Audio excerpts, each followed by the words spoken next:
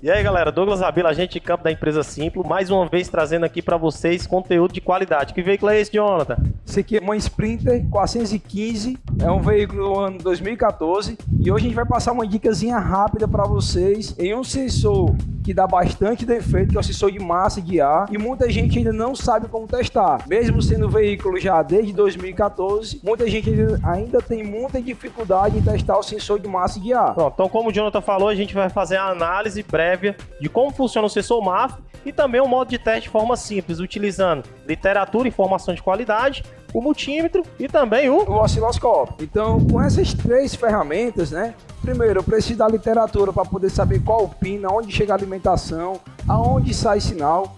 Vou precisar do multímetro para poder medir tensão e também frequência, e com a ajuda do osciloscópio a gente vai ver o trabalho do sensor. Então o primeiro passo de tudo é fazer a verificação se o sensor está alimentado, né? E qual o nível de tensão de alimentação. Tu lembra de cabeça? Não, eu não lembro. Então o que a gente tem que fazer? Olhar na literatura simples. Vem pra cá.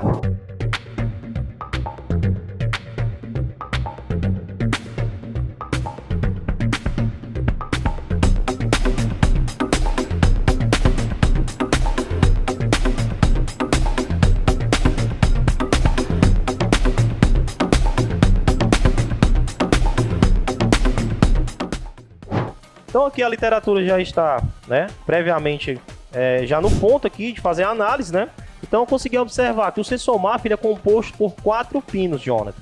Do qual o pino 2, que é um preto com cinza, ele é justamente um positivo, mas é um pós-chave, certo? Ele vem proveniente de um relé principal e também do fusível 16 de 10 A. Então uma duvidazinha aqui rápida, Douglas.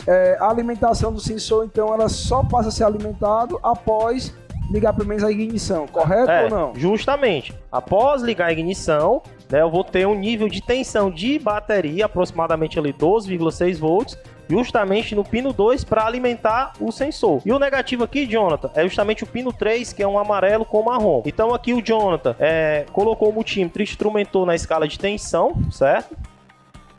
E agora ele está fazendo justamente o teste. Então aqui eu tive um nível de tensão próximo aqui de 12 volts, certo?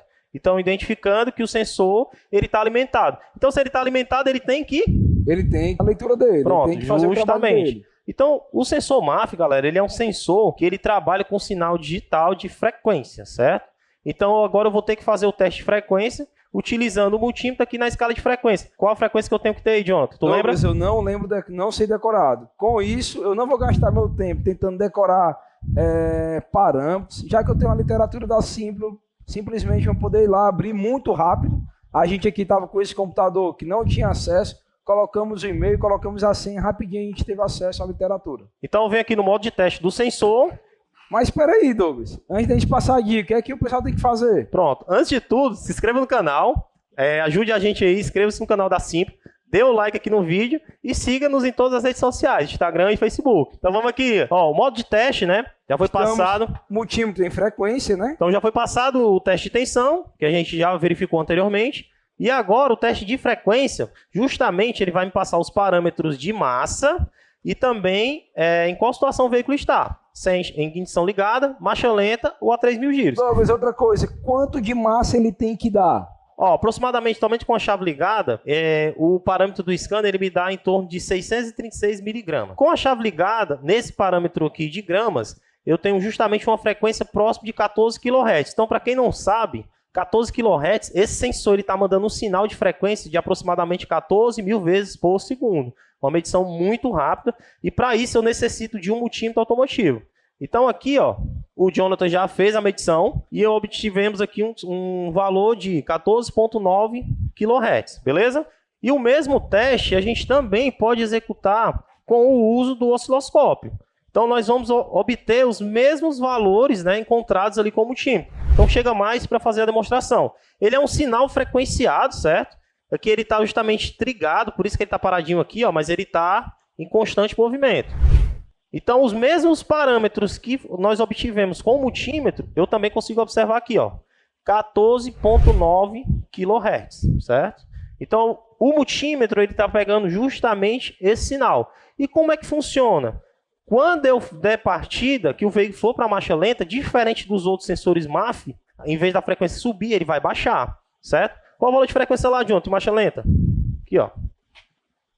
Aqui em marcha lenta tem que dar 548 miligramas. E uma frequência de 4,33 Hz. Pronto.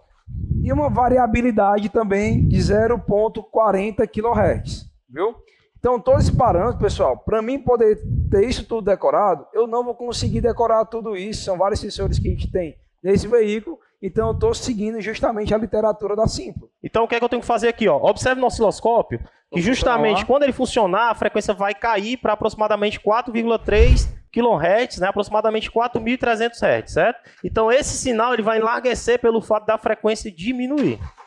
Ó, funcionou, o sinal enlargueceu e obtivemos aqui um valor de aproximadamente 4,3 kHz, certo? Lembrando para vocês, como o veículo está em dinâmica de trabalho, existe uma pequena variação, mas a literatura também nos passa que mais ou menos o valor tolerável de modificação. Jonathan, vamos repetir o teste com o multímetro? Vamos sim. Vamos medir a frequência novamente, né? Ó, 4,3 kHz, batendo certinho com o que a literatura está nos passando, certo? Segura aí. Agora vamos ver ele trabalhando com carga, né, Douglas? Pronto, 4,3 kHz. Perfeito. O que é que acontece muito, Jonathan? Que o pessoal erra muito no diagnóstico. Muitas das vezes eu tenho um erro de massa de ar fora, né, implausível. Às vezes, no caso, por uma entrada de ar falsa, um DPF obstruído, turbina estourada. E outra coisa, se eu estivesse dando ali uma variação de 100, no caso, ao invés de estar dando 540, estivesse dando 440. No caso, poderia assim, já ser de cara o meu sensor ou não? Pronto, nesse caso, como é que eu vou matar a charada que o Jonathan me perguntou? Se é o sensor ou se não é? No momento que eu ligo somente a chave, não existe fluxo de massa, porque o sensor ele mede fluxo. Então, como não tem fluxo, como é que eu vou matar a charada, se é o sensor ou se não é? Só com a chave ligada, ele tem que bater igual, né, o que a gente mediu aqui, que foi aproximadamente 14 kHz. Então, só com a chave ligada, bateu fora de 14 kHz... Uma grande chance de ser o sensor. Grande chance de ser o sensor. Mas agora vamos lá. Se ele deu 14 kHz com a chave ligada, quando eu funcionei, que era para dar 4,3, estivesse dando 4, 5, opa, então o sensor não é. Eu tenho que observar o que faz parte aqui do sistema de admissão para fazer um diagnóstico assertivo. Então, nessa condição, eu preciso trocar o sensor para fazer o teste? Não. Então, qual é o próximo teste a se fazer? Agora a gente precisa fazer o teste do sensor em carga. O carro precisa estar em carga para a gente poder medir pressão. Para isso eu preciso saber qual o parâmetro de rotação e qual o parâmetro de frequência eu preciso obter. Fala para mim. Então, com o carro em carga, a gente precisa estar ele trabalhando em 3.000 RPMs. Ele tem que dar uma massa de ar de 5,56 miligramas e uma frequência de 2,89 kHz. Pronto, como o Jonathan falou, agora ele vai acelerar 3.000 giros e eu preciso obter uma frequência próxima de 2,8 kHz. Vamos aqui para a tela do osciloscópio e fazer essa verificação de frequência justamente aqui. Quando ele acelerar, a frequência sobe. Obtivemos um valor de frequência ali de aproximadamente 2,6 kHz. Então, valores fora do especificado pode ser justamente causado por falha mecânica, né, John? Pode ser falha mecânica, mas isso também a gente precisa examinar antes de condenar o próprio sensor. Então, não é porque deu os valores fora que já vou de cara condenar o sensor. Eu preciso ver como é que está o filtro de ar, se ele está obstruído ou não. Filtro DPF, saber se ele está obstruído ou não. Turbina, se também está com defeito ou não. Falsa entrada de ar. Falsa entrada de ar. Tudo isso vai relacionar a minha taxa que vai dar no sensor.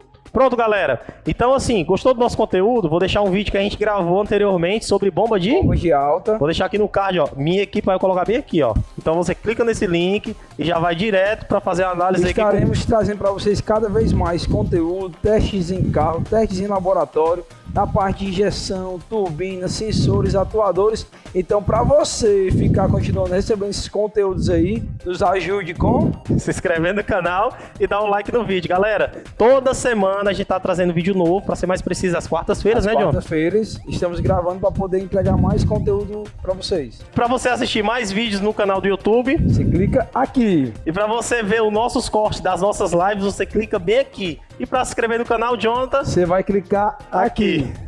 Então, pessoal, para você que quer cada vez mais conteúdo, para você que está precisando de alguma dica, tem dificuldade em algum teste de sensor de atuadores, nos informe aqui no YouTube que iremos gravar para você.